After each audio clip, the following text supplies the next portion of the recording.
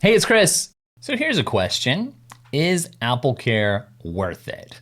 Now, I've had AppleCare a couple times for a few different products over the years, but I actually haven't bought it. I haven't purchased it recently, maybe in the last 4 or 5 years. Why is that? Well, I just haven't felt that it was necessary. But let's dive into some of the pros and cons. I'm gonna help you make a decision. All right, here's Apple's pitch in case you're interested.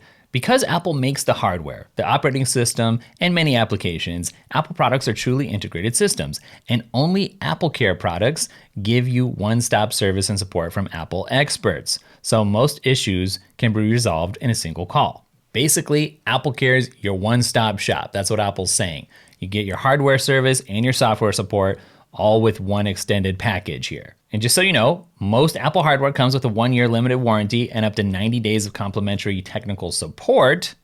But if you want to extend that coverage further, then you can get AppleCare Plus. So what does that cost? For AppleCare Plus for a Mac, you're looking at $34.99 annually or $99 for 3 years. AppleCare Plus for an iPad, $3.49 monthly or $69 for 2 years.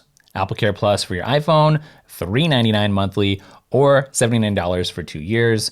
For your Apple Watch, $2.49 monthly or $49 for 2 years. And then, of course, you can get it for the Studio Display, for your AirPods, for the Apple TV, and also for the HomePod. Now, I don't know if you know how you can check if you have it or not, but like if you're on a Mac, you can go to About This Mac and select Service and check My Service and Support Coverage Status.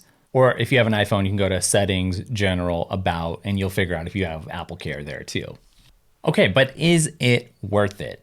Oftentimes it is, and it really comes down to, number one, how you use your devices. Number two, where you use your devices. In other words, do you have many opportunities for things to get broken or lost? And I guess the way to think of that is if your Mac is always parked at your computer, it's never gonna move, and it's like in your home office, not in a shared space, maybe you have a little less incentive to get AppleCare Plus. If you're hard on your iPhone, or if you are the type of person who doesn't like using a case, you like to keep things naked, well, then maybe you wanna basically use AppleCare Plus as your case instead of actually having a case. Now, your iPhone, you're taking that out. You're not just parked at a home base with that potentially. And if you have a MacBook, you're taking that out.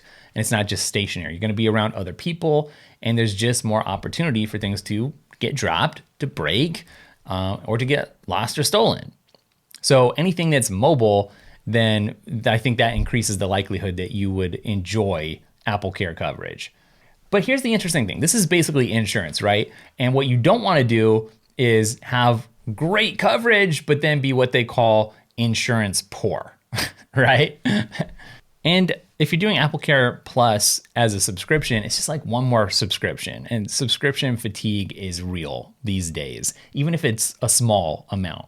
All right, so iGeek's blog actually did some math for us. Let's take a look at it. Now, this is back in the iPhone 12 days, so we're just gonna roll with it. Let's say you accidentally dropped your iPhone 12 Pro, and now you need a screen repair replacement. With AppleCare Plus, that's $29 plus $199 paid for AppleCare in the first place, so that's $228 plus tax.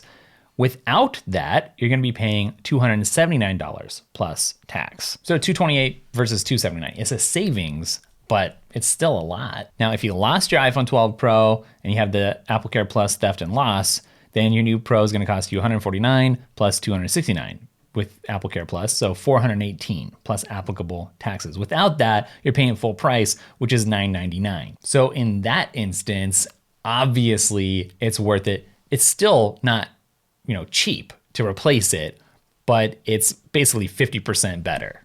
So in that instance, it comes down to, are you gonna lose your phone? Is it gonna get stolen? What are the chances? What's the likelihood? But that's much more worth it to me. All right, what about for a Mac, where a battery replacement is gonna cost $199 for a MacBook Pro, for instance? Well, if you have a drive failure or you need that replaced, that can be between $159 and $459. And I like the way that they put it here. This is basically what I just told you. It just in different words. It says if you're clumsy, if you're an extensive user, if you're an avid traveler, or the device changes hands often, then it's wise to opt for AppleCare Plus. We're talking about a Mac here. And yet they're like, if you're stationary for 4.5 hours a day at a desk, then you have a lower risk level. That's exactly what I said too. All right, what about an iPad? If you need a screen replacement for your iPad, it's gonna cost you between $299 and $649, depending on the model. However, with AppleCare Plus insurance, you're gonna pay $49 plus taxes. Now that's pretty cool. If you're an iPad user, like let's say the iPad Pro, right?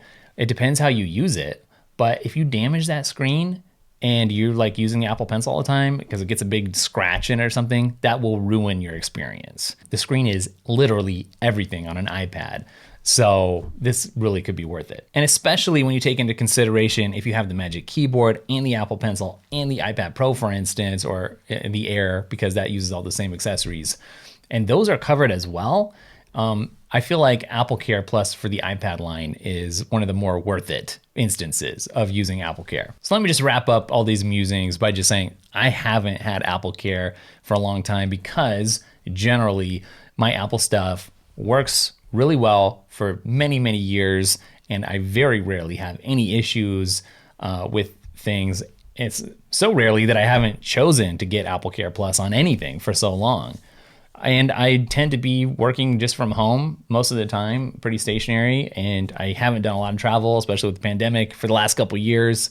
I'm not in and out of the office or commuting all the time. So yeah, it just depends. That's the answer. That's not the answer you want to hear, but hopefully as we talk things over, you kind of realize what scenarios or situations would make sense for you and your usage, whether or not you would want AppleCare Plus. Hey, thanks for stopping by. This was actually just a clip, but I'm gonna link up the full content down in the description, along with a link to our main channel and the Daily Tech Podcast. If you're into Apple stuff, if you just wanna hang out, that will improve your week, guaranteed. Comes out on Fridays. Also, I'm gonna link up Jasper.ai. It's my favorite artificial intelligence writing assistant. I rely on it all the time. It's gonna blow your mind with how much time it'll save you. I really think it'll make your life better. Last but not least, if you like the vibe of this video and you wanna bring a big smile to my face, then why not hit that subscribe button?